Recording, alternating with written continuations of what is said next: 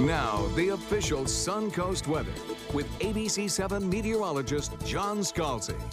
So, looking at some pretty decent weather out there right now, though there are a few scattered showers out in the Gulf, and it still feels very muggy, though the temperature is a little cooler than it was 24 hours ago. We're at 78 degrees now, but the dew point's still high at 74, making it feel sticky out there, and we have a mix of clouds and clear sky. Southeast wind coming in at about 3. That wind will shift west, taking showers and drawing them closer to the coastline, and then pushing them inland later in the afternoon. 74, Wauchula, Arcadia. 75, Mayaca City, Parrish.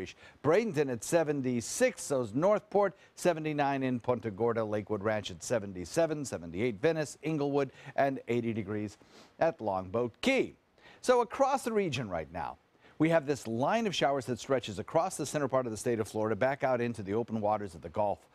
Closer to shore, we have a little cluster of showers, and that cluster of showers is gradually drifting closer to the coastline, producing a few scattered showers in and around 75, especially 75 headed south out of Sarasota and moving downward toward Punta Gorda.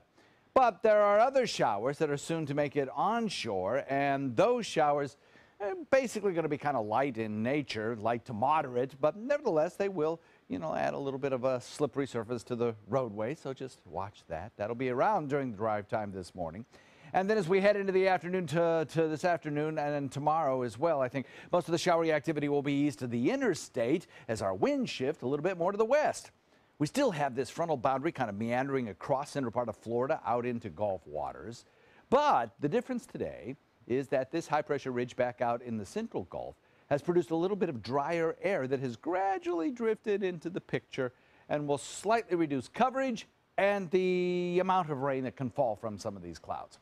So that's good. We're on a road that takes us to a little bit of a sunnier sky situation for at least the second half of this weekend. East moving storms, lower weekend rain chances, and more sunshine, particularly for Sunday. Those are the weather highlights that carry you through the weekend. We have this mass of drier air and upper levels. That's indicated here by this tan colorization on our water vapor imagery. And it's gradually drifting closer to us. And that's the key point in the forecast.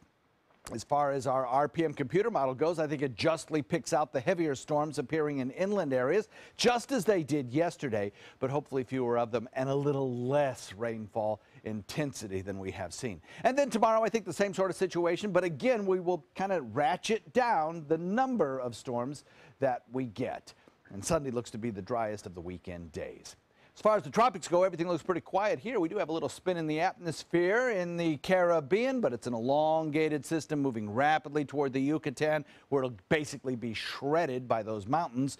Plus, the winds aloft are pretty strong. That's indicated here by this red colorization south of Cuba. Redder is better on this map, meaning the winds are not conducive for any kind of development. So I think, tropically speaking, we're in pretty good shape here. Southwest wind switches northwest this evening at about 5 knots, bringing you smooth conditions on bay and inland waters, but watch those showers out there. And then over the course of the weekend, some drier, sunnier weather. Back to you.